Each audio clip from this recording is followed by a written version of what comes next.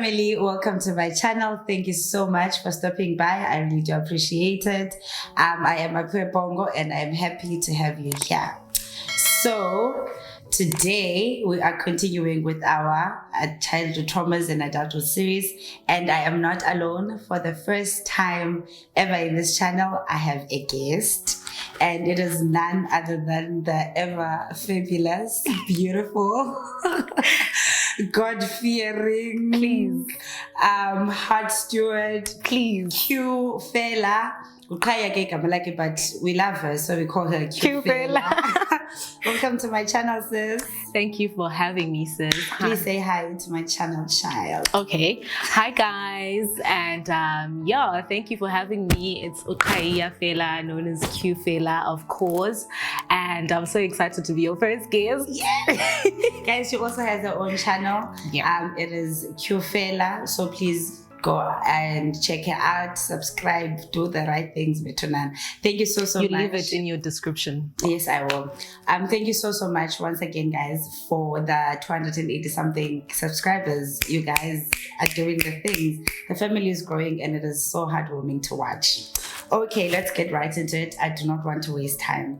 So as you all know that we are talking about traumas that children go through and ultimately affect you when you are an adult, and we already have an episode on that, so you can go and watch. Today I want to address another childhood trauma, and it is the rejection. Today we're talking about rejection, and I don't know why, but I just felt like I should have Q here to have the conversation with me. So it's going to be nothing hectic. Hopefully, she did say that isn't deep. Oh, deep. And channel, please. And I'm really going to try to keep it light. Yeah. Because wow. Okay, so what I have here is that Q name. In my introductory years of teenagehood, right, I faced rejection in volumes. And I do know for a fact that as an adult, it has come and affected me in so many ways than one. It tempered with my self-confidence, it tempered with my self-esteem, because remember, as a teenager, those first years already said that it's for affirmation, it's for people to embrace you and to love you and to create an environment where you can thrive and be the best version of yourself. So if it's the opposite, if the opposite then is rejection, then surely the things that the love and affirmation are going to do are not going to be there. Yeah. So now I struggled so much with my self-confidence because of things that were said, obviously, as a result of the rejection.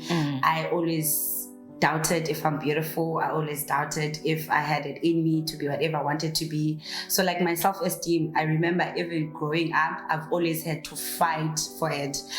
But gay people don't know this because they always see me as this as this confident young person and all of that. But honestly, I had to fight for it.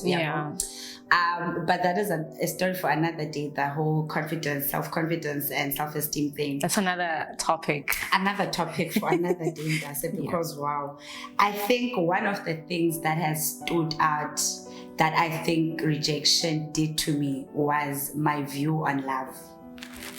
It messed up my frame of reference as far as love is concerned in a very major way, because I remember it's not even limited to romantic relationships, guys.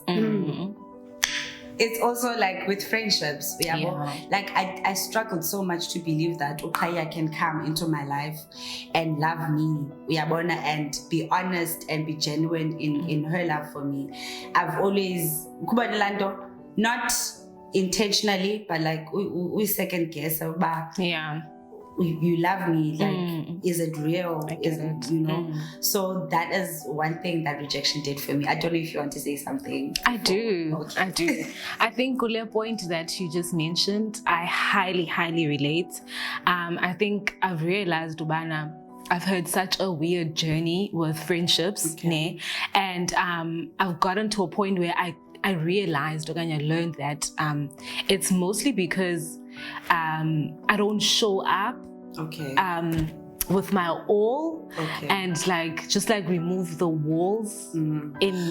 So is it you being scared to like give it your all and then only be disappointed after you've done that? I think that it's not even that. I think I just didn't know how to love, you know, and how to just embrace people and embrace them and also like I think as that we're learning as we grow now, but there's also loving a person the way they would like to be loved, things like that. Yeah, well, like there's just dude, there's a lot. So I think yeah, it's like really not being able to love because you don't know how you should be doing it. And second of all, you don't really take it seriously because you see Obanban is here, but you don't really believe that they've accepted dude. And I think you only realize later, you know what, I could have opened up to that love, you know. So I think even for me. But I think it's fair for me, Ketchu, every time I realize something, I always want not to be too hard on myself. It's fair for us to go through that because those things that happened and tempered with our reference of love were real things. Like there were things that hit us. So I always say it's fine that I see it. I'm going to acknowledge it, but I'm not going to be hard on myself. But I should have done that. I should have done this. But obviously, if I'm realizing it, then lesson learned going forward. It's what I'm going to. That's how we learn. And I think also, because we're meeting amazing people, like in this, like I met you, and it's like you struggle to believe that a total stranger can come into your life and be down for you. A total stranger and can find come you into as your an life. amazing person. I think you are the best thing that has ever happened to them, and like you think, but if my family, if the people that were assigned to me, older than me, that were supposed to nurture me and love me, couldn't do this, then how does a stranger come and do this for me? So I think that's also another thing that makes us doubt love in whatever. But for me, I think any Indo was that I didn't love myself. The rejection tempered with even my way of loving myself. Like I hated parts about me because I was told that you're ugly, that you won't amount to anything and all of that. And subconsciously that made me to hate what I saw in the mirror. Not hated, but like I don't want to be in you, but it was just like I hated my smile. I hated my complexion. I hated my nose because inkulu, umnyama and all of that. So I didn't love myself. And so every time someone came and said they loved me, it was just like hard to believe. It was hard to believe. And I think for me, moving on to that, after I realized that I'm not giving myself the love that I deserve. I'm not, and Jaban, I wasn't loving myself. I overcompensated in relationships. Friendships, in romantic relationships. Like I wanted to overextend myself so that you know and you show that I love you, but I never reciprocated the love to myself. I never gave myself the love I gave to people to myself. So I would always be an afterthought, bana, like, you know, like and it was until I learned to love myself that I realized, bana, Anaman, this is how I'm supposed to be loved. This is how I'm supposed to be loved. This is how I'm supposed to love other people. And so then it changed my perspective on love. It changed. Obviously, God played a huge part in that because his love is the one that says, I'm not scared to be seen with your shame. I'm not scared to be seen with your filth. I'm not scared to be seen with every part of you that you hate about yourself. I'm going to walk the journey with you until we reach to a point where you're comfortable with doing it on your own. So God did that for me. Prayer did that and all of that.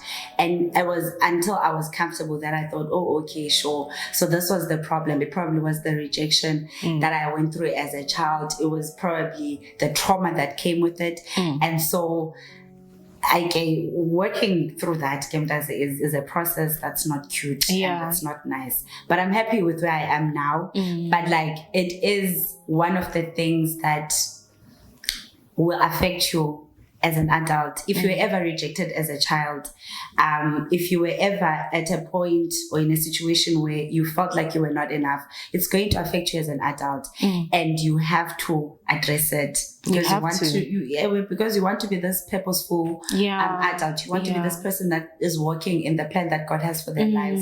But if you do not go back and trace those little things, then you're going to find struggle with to like, what would you say when was the moment where you realized you need to work on your frame of love? And was it did you have a moment where you traced it to rejection, or it just happened that you outgrew it, you learned to love yourself, and you learned to embrace the love that is surrounding you? I think that before I get to that, I was thinking I just remembered that, you know what, there's an area of, like social interactions that we never really address or maybe pay attention to that contributes to you feeling like rejected. And I have a question about that, but okay. So I noticed that, should I start with the question? Maybe let me start with the question. Could it be that when you have suffered rejection as a child, you would maybe attract it wherever you go until you heal that part of you or you confront that part of you? The reason why I'm asking this question is I realized that when I got to school, primary, when we were younger, there were like those cliques, as a friendship group. Oh my goodness. And when I got to school, grade 3, I remember very well. I always tell the story because I really remember it. And I was that child who was like, I don't know, moved from being passive to showing a little bit of aggressiveness every now and again. Like I'll be very passive, let things slide, and then I'll be just like aggressive, and then come on too strong. So I had that, and I think it was because when I got, actually it was grade 1, not grade 3, grade 1, there was this clique. Obviously I was trying to join because obviously as a child, you're trying to make friends, you knew eskolweni, and I noticed there was a girl who's the boss, and then the other people obviously like they're trying to impress her, they're trying to get her attention. And I watched this and I'd be like, for a while, I watched it. And I obviously didn't do that. It's just like, I don't know why I never did it, but I was like, okay, I'm not going to do this. I don't understand why everybody shares their food with this girl and never shares it with us, Singabai. And I also had a problem, but I couldn't say no. So when they ask for my food, I give them. But then when I ask for their food, they don't give me, but they will give local. So I was like really upset. I was having a bad day at school because Utichawa told me that I think my mom was pregnant and she had to give birth, and because I think it's saying didn't get any contractions. So I was just really stressed with my family. So I think I was just irritable that day. So I'm asking for food and whatever, and then bangafuni, and then they go and give this girl. So then I just had that moment you shout this back. Why do you guys give her? Why is she the only one who receives a cry? Why is she the only one who gets everything? And now, like when I'm asking you guys, I need Nikki, nobody gives. But now she gets everything. And then from that day on, she told them that whatever they share with her, they must share with me as well. So I was like, you can stand up for yourself. But I noticed with things like that, like the cliques eskolweni, you feel more rejected. Even at school. Even at school, and it plays a part in your friendships, in the way you just interact. You see friendships. It definitely does. I'm thinking about it. Is it possible to attract rejection until until you confront it and until you work on it?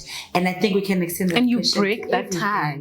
I think we can extend that question to everything that you are. Like even the people that you attract, like if you didn't attract a toxic part of your life, is it possible that you'll attract toxic situations and toxic? So maybe something to ponder on. It's a question. Ask yourself that. But I really think then it would speak to, very interesting question, Q. It is. Because Nyani, when the minute you work on it, the minute you get over it, it's like you never. You'll notice now now that you've dealt with a lot of a part of the rejection. Maybe if you haven't gotten to a part where a place where you like are fully, obviously, you'll find that you're being untangled from it. These situations, like you no longer deal with, you no longer feel the way you used to feel. You no longer, attract people who, it's Q. And I think also the way you relate to it, the way you receive it, changes totally. Once you've noticed it, once you've worked on it, like the way you treat every situation is so different. Like, I was that person that used to call everyone. Like I was that person in a friendship. I'm the one that's checking up. I'm the one that's sending messages. I'm the one that's doing everything. But when I dealt with all of that, it was okay for me not to check up on people. Like it was okay for me not to extend myself. It was okay for me. But until you deal with it, you will always find yourself compromising yourself. You'll find yourself last and putting people first because you want to maintain this relationship. So you want to no. But I think the message I want to get across is, especially in terms of love, because no one is an island. We need people in this life. We need people as we journey through life. And so if you've ever been exposed to rejection, you are going to find it hard to let people love you. And I'm here to say that work on it. Such a struggle. Work on it because you deserve the love that people are willing to give you. You deserve the genuine love. You deserve the love that's down for you. You deserve yonke lando. Don't second guess abantu. Don't doubt them. Obviously, be careful. Like I'm not saying bana red flags, like stay in the friendships or in the relationships or whatever.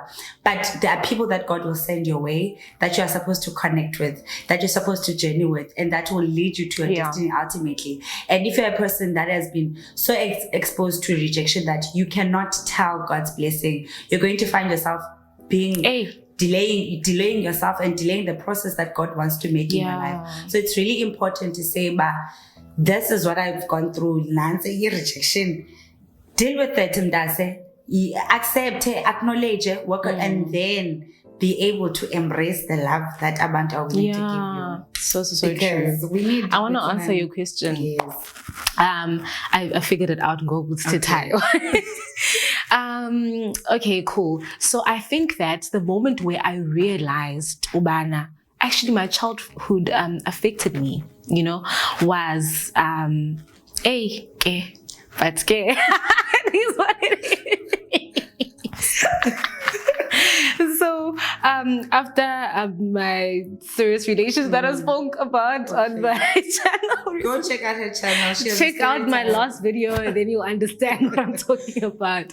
So I went for counseling simply because someone suggested to me that don't you want to actually speak to someone who doesn't know you, like circle just to speak and let it all out, how you feel, land. So I was like, okay, cool, let me do that. So then I went for counseling, and this lady said to me that she asked me about my upbringing, she asked me about my family, my parents. At the time I didn't really know, but does it affect, like when you think you know, but you don't really understand, So she mentioned to me, so how do you feel about, because my dad was never part of my life, my biological father, and unfortunately he passed on, but me learning that he had rejected me before he passed on, when he had the opportunity to accept me, it caused I was like really affected by it, but then I didn't realize. So when this lady mentioned to me, she asked me about it. So what they're very good at, the psychologists, so they make you realize is in Dongo. They ask you questions that'll make you realize in Dongo. So like, tell me about your upbringing. Tell me about your father. And then you left thinking. And I had nothing to say about my father. She's like, so like, do you regard him as your father? I was like, not really. Come on. I'm like, girl, come on. And she's like, but what is that? Don't you think that you should at least be able to call him utata when you talk about it, because I was like, this guy, you know. And I think from there I learned about, oh no, this has affected me, and I never really realized why it affected me, you know. So yeah, I think that was the moment where I realized this. Okay, guys, that's all we have time for today. Unfortunately, we have to end it here. It is not the last time you're seeing this beautiful face on this channel. I mean, next time she's going to be here as well. Thank you so much for watching until the end. I really do appreciate it. Please don't forget to subscribe, to like, and comment down below. Tell us what you think. Please also engage with us. We want you to come in on the conversation as well. Thank you so much. And if you have questions, you can drop them. We'll try to answer them on our next video. Thank you so much. We appreciate it. See you on my next video. Bye.